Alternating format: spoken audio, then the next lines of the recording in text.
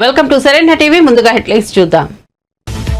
హైదరాబాద్ చేరుకున్న రాష్ట్రపతి ద్రౌపది ముర్ము. రాష్ట్రపతి ముర్ముకు హైదరాబాద్ లో గవర్నర్ సీఎం ఘన స్వాగతం. శీతాకాల విడిది కోసం నగరానికి వచ్చిన రాష్ట్రపతి.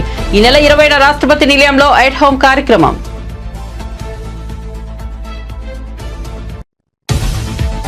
లోకేష్ ను కలిసిన శాంతి భర్త మోహన్. తన భార్యను లోబర్చుకుని విజయసాయి భూములు కొల్లగొట్టారన్న మోహన్. తన భార్యతో మగబిడ్డను కన్నారని ఆరోపణ.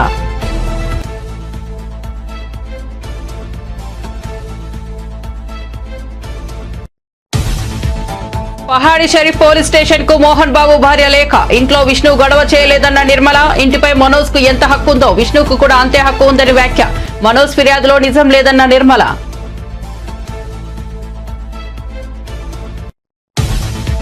పట్టాభిపురం పిఎస్ ఎదుట మాజీ మంత్రి అంబటి రాంబాబు ధర్నా. తాను చేసిన సోషల్ మీడియా ఫిర్యాదులపై చర్యలు తీసుకోవాలని డిమాండ్. వైసీపీ శ్రేణులతో కలిసి పిఎస్ ఎదుట బైఠాయించిన మాజీ మంత్రి.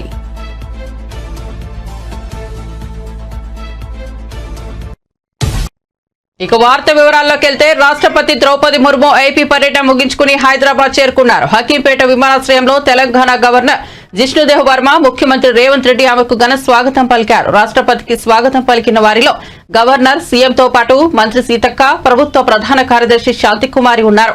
రాష్ట్రపతి హకీంపేట నుంచి బొల్లారంలోని రాష్ట్రపతి నిలయానికి చేరుకున్నారు. శీతాకాల విడుదలలో భాగంగా రాష్ట్రపతి హైదరాబాద్ వచ్చారు. రాష్ట్రపతి పలు అభివృద్ధి పనులను ప్రారంభించనున్నారు. ఈ నెల 20న రాష్ట్రపతి నిలయంలో ఎట్ హోమ్ కార్యక్రమం నిర్వహిస్తారు.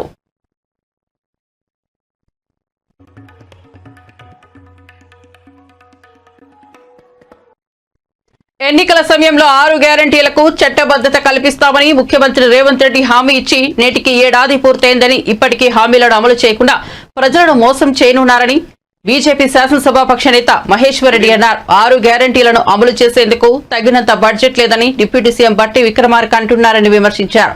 అసెంబ్లీ మీడియా పాయింట్ వద్ద మాట్లాడుతూ ఆయన వ్యాఖ్యలు చేశారు.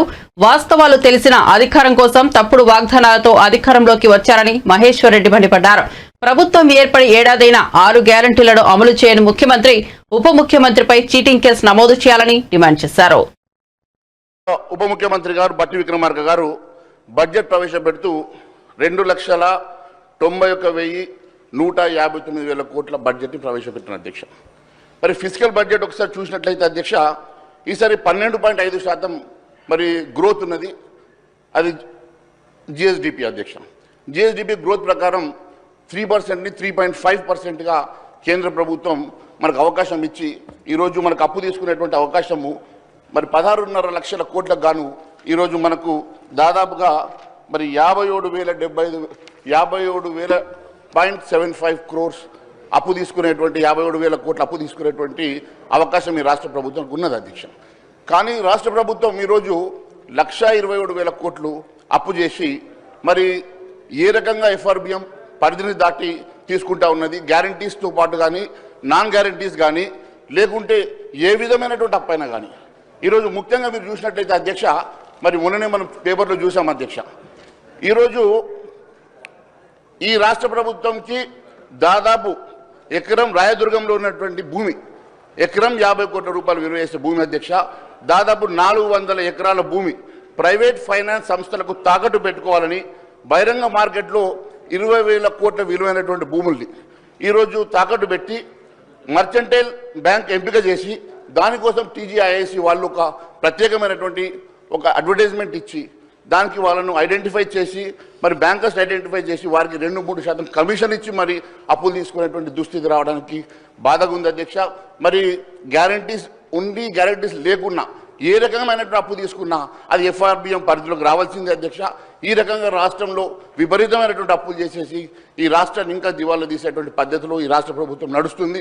మరి ఇన్ని అప్పులు చేసి కూడా పప్పుకూడు తినేటువంటి దుస్థితి రావడం మరి ఎందుకంటే అధ్యక్ష, ఇదే నిండు సభలో గౌరవ ముఖ్యమంత్రి గారు ఇదే రోజు అధ్యక్ష డిసెంబర్ 17 ఈ రోజుకి కరెక్ట్ సంవత్సరం అయింది అధ్యక్ష. వారు ఇదే సభలో వారు ఇచ్చినటువంటి 6 గ్యారెంటీలకు తొలి సంతకం పెట్టిన తర్వాత ఈ సభలో చట్టబద్ధత కల్పిస్తామని చెప్పారు అధ్యక్ష.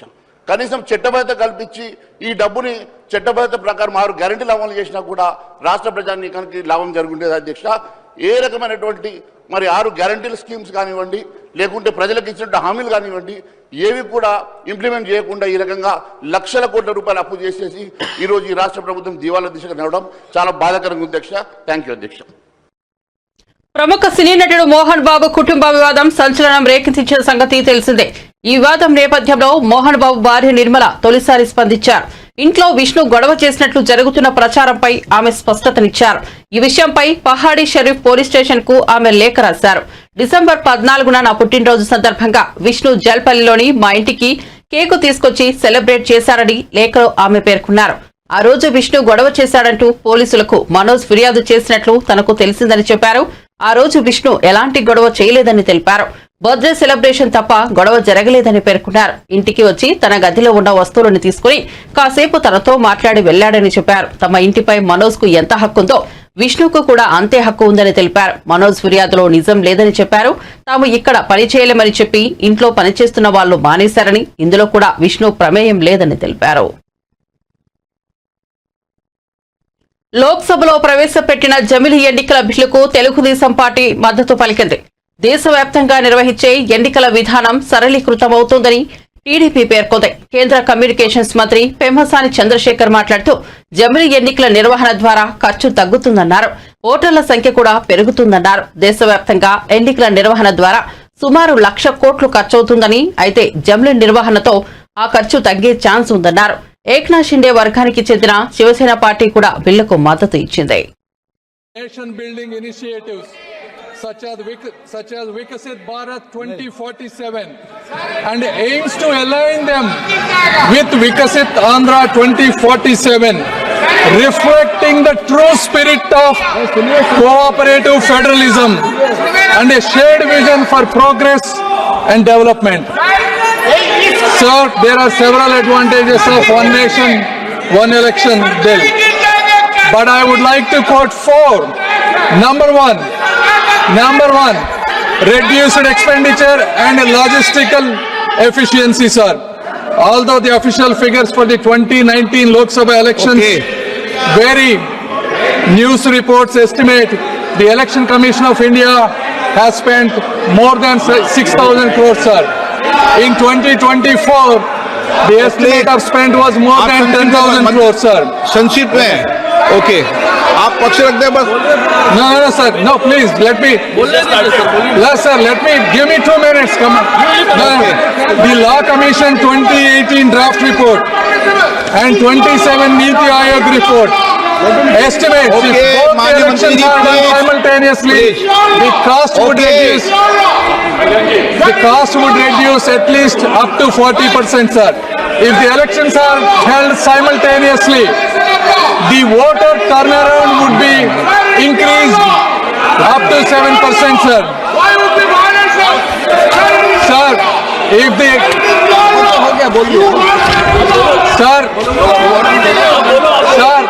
the total estimates of all the parties that spend on these elections is close to 1 lakh crores, sir. Therefore, if the elections are done okay माननीय मंत्री simultaneously, ji please if the elections are done simultaneously, it will reduce the expenditure for both Election Commission of India as well as for the regional parties, sir. And the second is continuity in governance, sir. Sir, over the last 6 months alone, there were 3 elections held for the state, sir. So how can the machinery continue to operate if the elections are done continuous fashion, sir?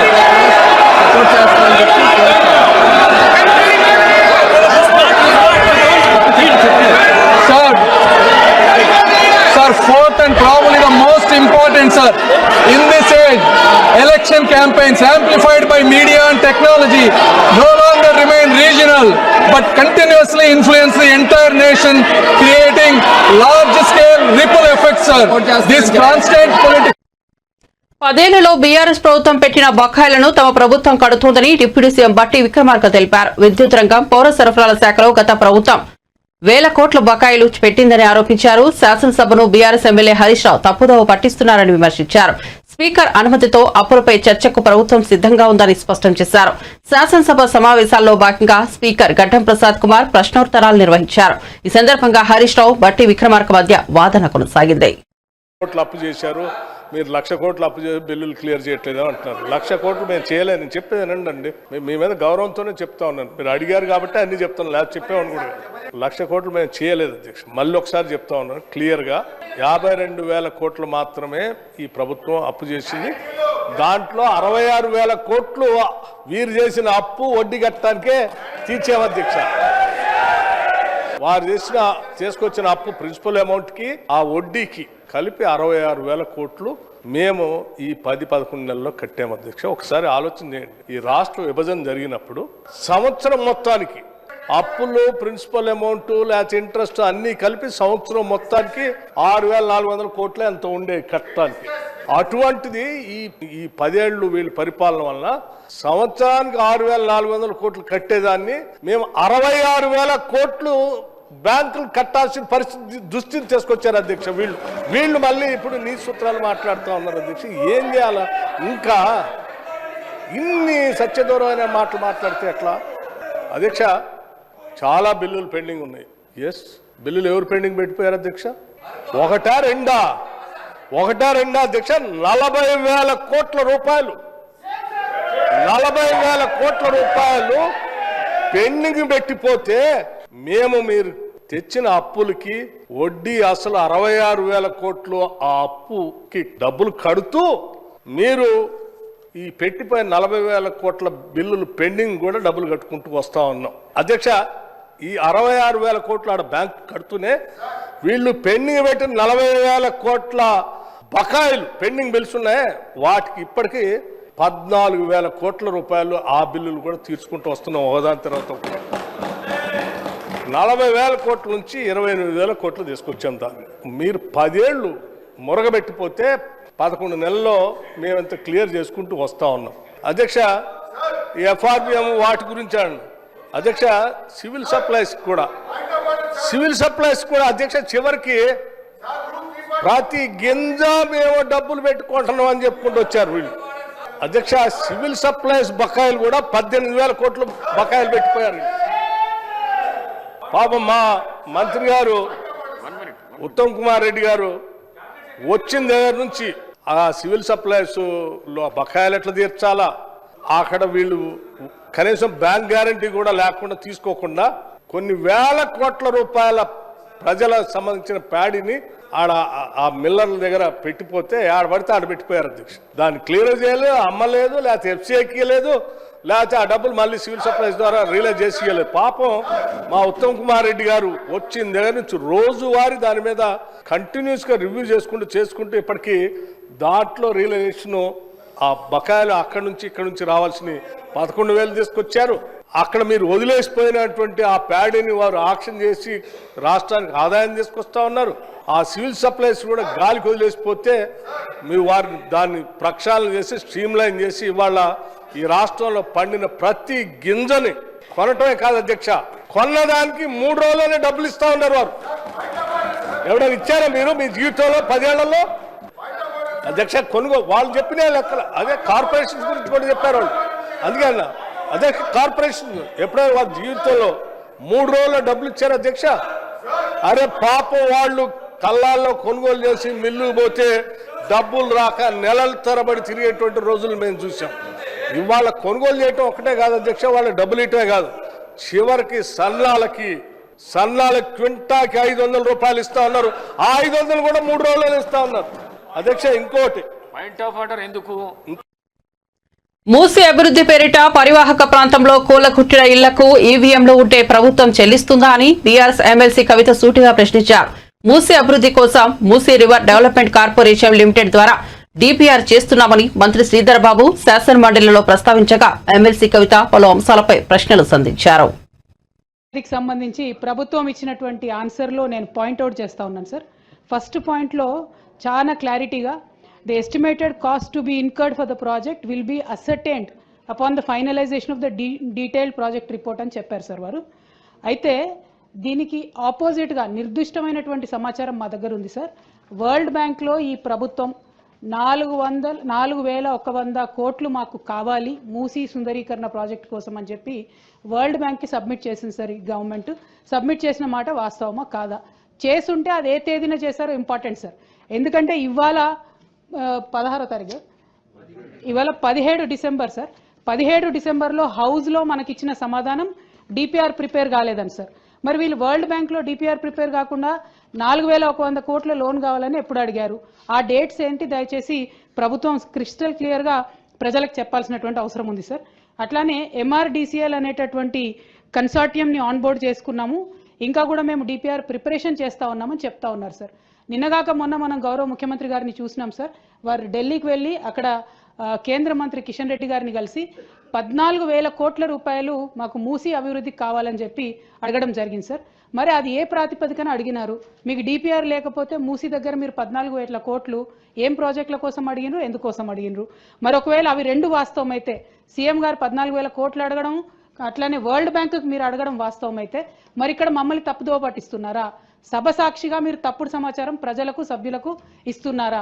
ఇట్లా ఇచ్చినట్టయితే అధ్యక్ష మేము మా పార్టీలో కూడా discussion చేసుకుంటాం అధ్యక్ష. Privilege motion కూడా అవసరమైతే ఆలోచన చేసి మూవ్ చేస్తాం అధ్యక్ష. మూసీ నదికి సంబంధించి ప్రభుత్వం ఇచ్చినటువంటి ఆన్సర్లో నేను పాయింట్అవుట్ చేస్తా ఉన్నాను సార్.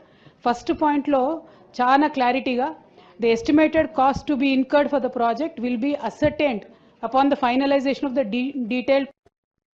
వైసీపీ రాజ్యసభ సభ్యుడు విజయసాయిరెడ్డి తన వారిని లోబర్చుకుని విశాఖపట్నంలో 1,500 కోట్ల విలువైన భూములు కొల్లగొట్టారని, ఆయన అక్రమాలు అసాంఘిక కార్యకలాపాలపై పోరాడుతున్నందుకు తనను ఇటీవల హైదరాబాద్ నుంచి కోల్కతాకు బదిలీ చేయించారని సస్పెన్షన్ కు గురైన దేవాదాయ శాఖ అసిస్టెంట్ కమిషనర్ కలింగి శాంతి భర్త మదన్ మోహన్ ఆవేదన వ్యక్తం చేశారు. ఉండవల్లి నివాసంలో ప్రజా దర్బార్కు విచ్చేసిన మదన్ మోహన్ మంత్రి లోకేష్ ను కలిసి తన గోడును వెలబోసుకున్నారు.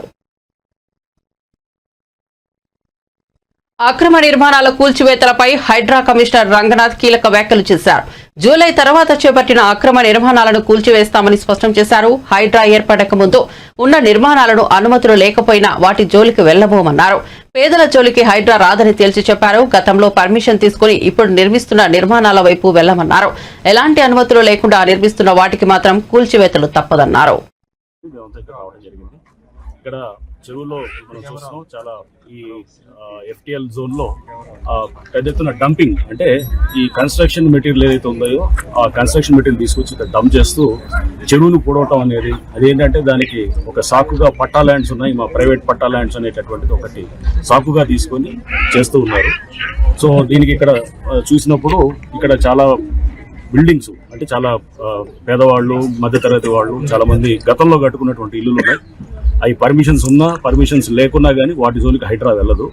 బట్ ఇక మీద అంటే హైడ్రా ఫామ్ అయింది జూలై 2024. ఆ తర్వాత ఏమన్నా స్ట్రక్చర్స్ వస్తే గనక, అది పర్మిషన్స్ లేకుండా ఉంటే గనక డెఫినెట్ గా వాటి మీద ఖచ్చితంగా హైడ్రా యాక్ట్ చేస్తుంది. పర్మిషన్స్ గతంలో తీసుకున్నటువంటి పర్మిషన్స్ ఏమైనా ఉండి దానికి అనుగుణంగా కడుతుంటే కనుక దాని విషయంలో కూడా హైడ్రా డెఫినెట్ గా గతంలో పర్మిషన్స్ ఆనర్ చేయాలనేటువంటి ఏదైతే ప్రభుత్వం తీసుకున్న నిర్ణయం ఉందో దానికి అనుగుణంగా యాక్ట్ చేస్తాం. బట్ జూలై తర్వాత వచ్చే పర్మిషన్స్ ఏదైనా కానీ కూడా దాన్ని పరిగణలో తీసుకోకూడదని కూడా ప్రభుత్వం నిర్ణయం చెప్పడంతో దాన్ని బట్టి ఎవరైనా తర్వాత పర్మిషన్స్ కూడా ఉంటే కనుక వాటిని డెఫినెట్ గా ఆనర్ చేయకుండా వాటిని ఖచ్చితంగా డిమాలిష్ చేసేది కూడా ఉంటుంది. సో ఈ అంటే ప్రభుత్వ పాలసీకి అనుగుణంగా క్లారిటీ అందరికి కూడా ప్రజలకు కూడా మేము చెప్పాము. ఇక్కడ ఎవరు కూడా వచ్చి ఇక్కడ మా బిల్డింగ్స్ అన్నింటినీ కూలగొడతారు లేదా మా ఇల్లు కూలగొడతారు అనేటువంటి ప్రచారాన్ని కూడా నమ్మొద్దని చెప్పేసి గతంలో కట్టుకునే జూలై కన్నా ముందు కట్టుకున్నటువంటి వాటిని ఎక్కడ ఎటువంటి పరిస్థితుల్లో కూడా వాటిని మేము డిస్టర్బ్ చేయం. ఆ తర్వాత కట్టింది మనకు క్లియర్ గా గూగుల్ దీంట్లో ఇమేజెస్ లో ఏర్పడుతుంది, మనకు తెలుస్తుంది ఏ బిల్డింగ్ ఎప్పుడు వచ్చిందనేది కూడా క్లియర్ గా డేట్ తో సహా వస్తుంది. సో ఎవరైనా కానీ రాత్రిపూట కట్టుకుని ఎవరు చూడట్లేదు అనుకున్నా కానీ కూడా మనకు అన్ని కూడా మొత్తం బ్లాక్ అండ్ వైట్ లో గూగుల్ ఎర్త్ లో మొత్తం తెలిసిపోతుంటుంది. సో దయచేసి అందరికి కూడా మేము ఇక్కడ విజ్ఞప్తి చేసాం. ఇక్కడ స్థానికులు కూడా, ఇక్కడ ఉన్న బస్తీవాసులు కూడా వాళ్ళే చెప్పారు మేము దీన్ని ప్రొటెక్ట్ చేస్తాం, ఇంకెవరు కూడా దీనికి ఫర్దర్ ఆక్రమణ కాకుండా మేమే ముందుండి ప్రొటెక్ట్ చేస్తామని కూడా చెప్పారు. డెఫినెట్ గా వాళ్ళ మాటని గౌరవించి వాళ్ళు ఇచ్చినటువంటి అష్యూరెన్స్ బట్టి ఇక్కడ చెరువును ప్రొటెక్ట్ చేసేదానికి అండ్ దాంతోపాటు ఇక్కడ హెచ్ఎండి వారు కూడా ఈ లేక్ డెవలప్ చేస్తున్నారు. ఈ లేక్ చుట్టూ ఒక బండ్ మొత్తం తయారు చేసి మంగళగిరి ఎయిమ్స్ కు మరో 10 ఎకరాలను భూమిని ప్రభుత్వం కేటాయించింది. ఎయిమ్స్ డైరెక్టర్ మరో 10 ఎకరాలు కావాలని అడగడంతో అందుకు సీఎం చంద్రబాబు నాయుడు అంగీకరించారు. ఆంధ్రప్రదేశ్ ప్రభుత్వం తరపున వెంటనే ఆ భూమిని ఇస్తున్నట్లు ఆయన ప్రకటించారు. గత పాలనలో నీటి కోసం మంగళగిరి ఎయిమ్స్ నిర్వాహకులు ఇబ్బంది పడ్డారని, ఇప్పుడు కూటమి ప్రభుత్వంలో ఎవరికి ఎలాంటి ఇబ్బందులు ఉండవన్నారు. మంగళగిరి ఎయిమ్స్ కు పూర్తి సహకారం అందిస్తామని హామీ ఇచ్చారు. మంగళగిరి ఎయిమ్స్ దేశంలోనే నెంబర్ 1 అవటానికి ఎలాంటి సహకారమైనా కూటమి ప్రభుత్వం ఇస్తుందని నారా చంద్రబాబు నాయుడు పేర్కొన్నారు. మంగళగిరి ఎయిమ్స్ కు 2014లో చాలా సుందరమైన ప్రదేశంలో భూమి ఇచ్చామని చెప్పారు. అమరావతికి మంగళగిరి ఎయిమ్స్ ఒక సిగలా ఉంటుందన్నారు. ఈ దేశంలోనే మంగళగిరి ఎయిమ్స్ నెంబర్ 1 అవుతుందని ఆశిస్తున్నామని ముఖ్యమంత్రి నారా చంద్రబాబు నాయుడు తెలిపారు. Now told very clearly, he needs 10 acres of land for further development. I cannot say no.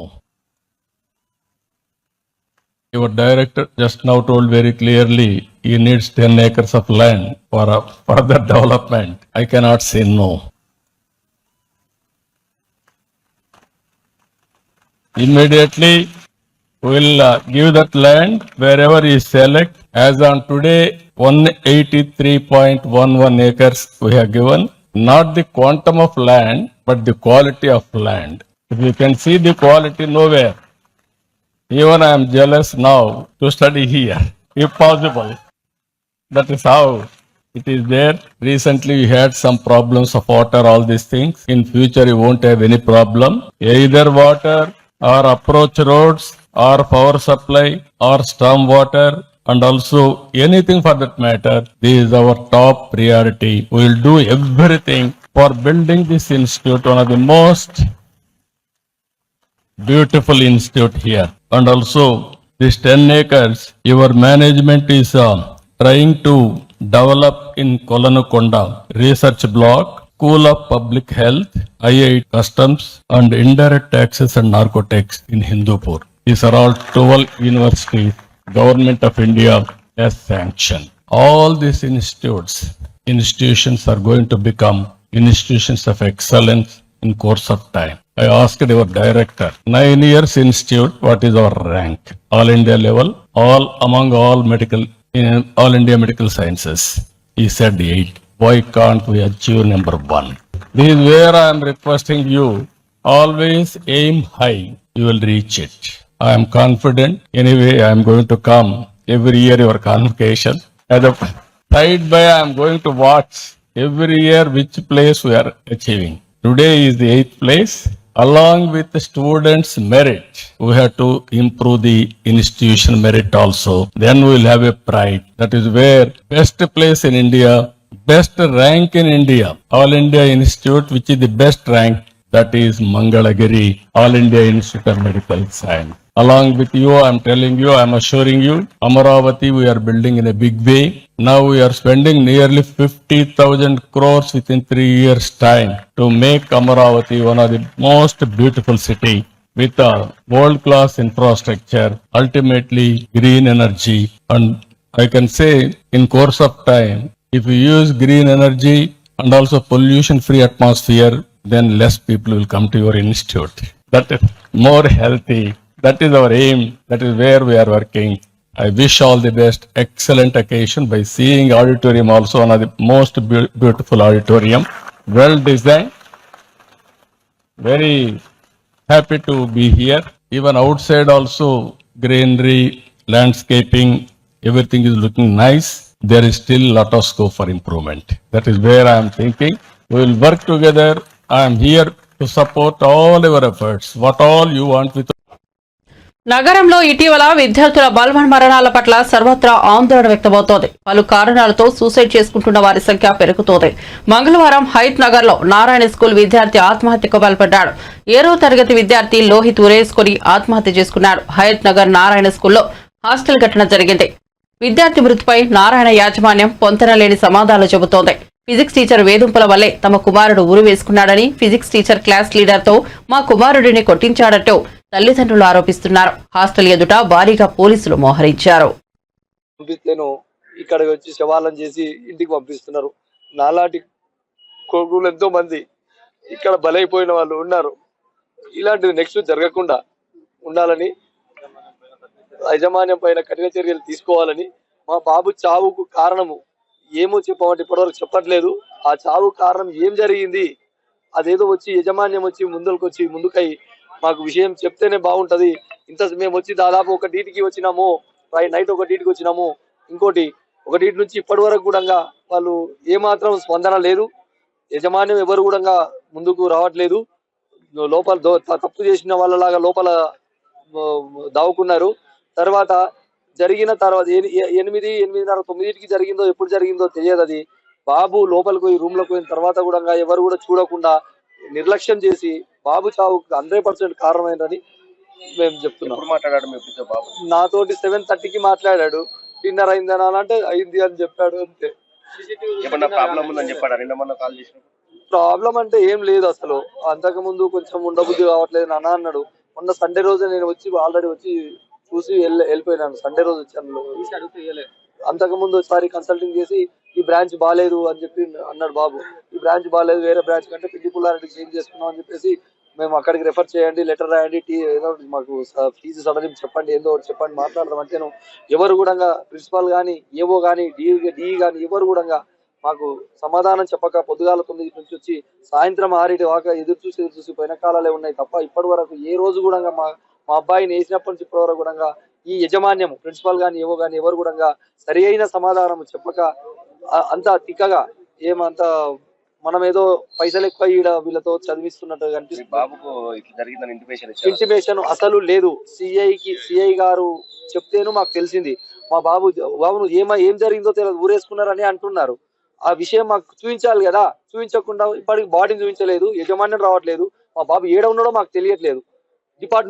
అందరి డిపార్ట్మెంట్ తీసుకొచ్చి ఇక్కడ పెట్టేసి పోలీస్ డిపార్ట్మెంట్లతోటి బెదిరించి భయభ్రాంతులకు గురి చేస్తూ ఈ విధంగా చేస్తున్నందుకు ఇవన్నీ ఈ అరాచకాలు బంద్ చేసి పిల్లల చదువుల కోసం కొంచెము మానవతాతో పనిచేయాలని నారాయణ స్కూల్ యజమానానికి ఫిజిక్స్ ఉపాధ్యాయుడు కొంచెం ఇబ్బందిగా పెట్టిండు. మేము కూడా వచ్చి మాట్లాడినాము. ఎప్పుడు వచ్చినా కూడా బాబును కొంచెం బాగా టీచ్ చేసేది. ఇంకోటి లీడర్లను పెట్టి కార్పొరేట్ కాలేజీలో స్కూల్లో ఎందుకు లీడర్లు దేనికోసము, వీళ్ళకి మేము లక్షల ఫీజులు దేనికోసం కడుతున్నాం. లీడర్ పెట్టాలంటే మేము ఇంటికాడ పెట్టుకోలేమా, చెప్పుకోలేమా? ఇక్కడ బాగుంటది, ఉపాధ్యాయులు మంచిగా ఉంటారు, మంచిగా బోధిస్తారని చెప్పి మేము అనుకుంటే వీళ్ళు లీడర్లు పెట్టి హరాస్మెంట్ చేసి పిల్లలను. ప్రముఖ నటుడు మంచు మనోజ్ నంద్యాల జిల్లా ఆళ్లగడ్డలో అడుగుపెట్టారు. భార్య భూమా మోనికారెడ్డి కుమార్తె దేవసేనతో కలిసి సుదీర్ఘ విరామం తర్వాత అత్తగారింటికి వచ్చారు. మాజీ మంత్రి భూమా శోభ నాగిరెడ్డి జయంతిని పురస్కరించుకుని ఆమె సమాధికి నివాళులర్పించారు. ఆళ్లగడ్డ సమీపంలోని ప్రఖ్యాత అహోబిలం లక్ష్మీనరసింహస్వామి వారి ఆలయాన్ని సందర్శించారు. మంచు మనోజ్, భూమా మోనికారెడ్డి పిల్లలతో కలిసి ఆలయానికి వెళ్లారు. దిగువ అహోబిలంలో లక్ష్మీనరసింహుడికి ప్రత్యేక పూజలు చేశారు. ఈ సందర్భంగా ఆలయ అర్చకులు వారికి సంప్రదాయబద్ధంగా స్వాగతం పలికారు. ఆ సమయంలో వారి వెంట భూమా విఖ్యాత రెడ్డి ఉన్నారు. చాలా సంతోషంగా ఉంది. మాకు ఎప్పటి నుంచో అనుకుంటూ ఉన్నాం, నేను రావడం ఫస్ట్ టైం. పెళ్ళైనప్పటి నుంచి వెళ్దాం అని చెప్తున్నారు, కానీ అనుకున్నా ఎన్నోసార్లు కుదరలేదు. దేవుడే పిలిపించుకుంటారంటారు చూడండి, అది నిజం, మాటలు నిజం.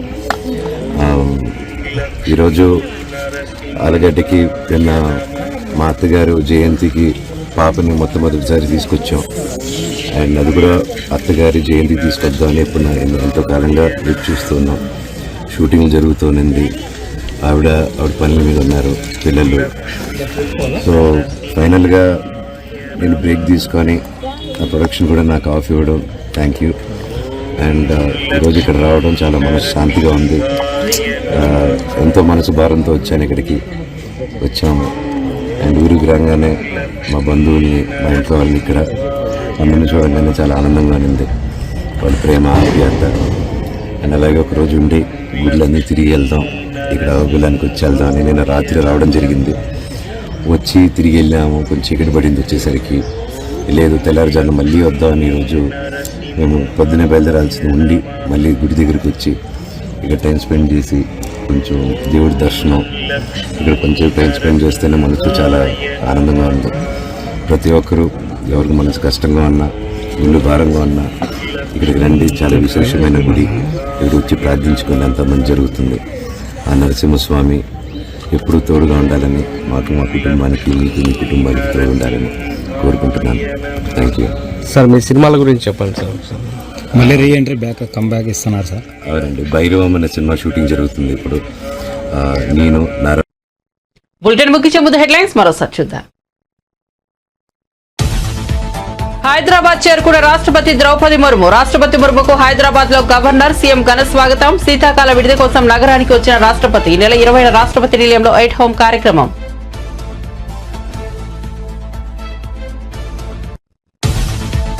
లోకేష్ ను కలిసిన శాంతి భర్త మోహన్. తన భార్యను లోబర్చుకుని విజయసాయి భూములు కొల్లగొట్టారన్న మోహన్. తన భార్యతో మగబిడ్డను కన్నారని ఆరోపణ.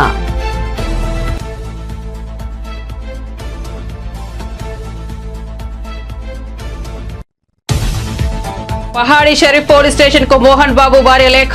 ఇంట్లో విష్ణు గొడవ చేయలేదన్న నిర్మల. ఇంటిపై మనోజ్ కు ఎంత హక్కు ఉందో విష్ణుకు కూడా అంతే హక్కు ఉందని వ్యాఖ్య. మనోజ్ ఫిర్యాదులో నిజం లేదన్న నిర్మల.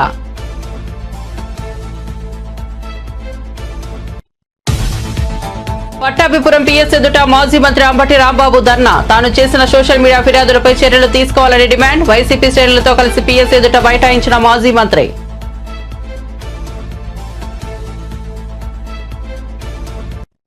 మరిన్ని అప్డేట్స్ కోసం చూస్తూనే ఉండండి సరైన టీవీ.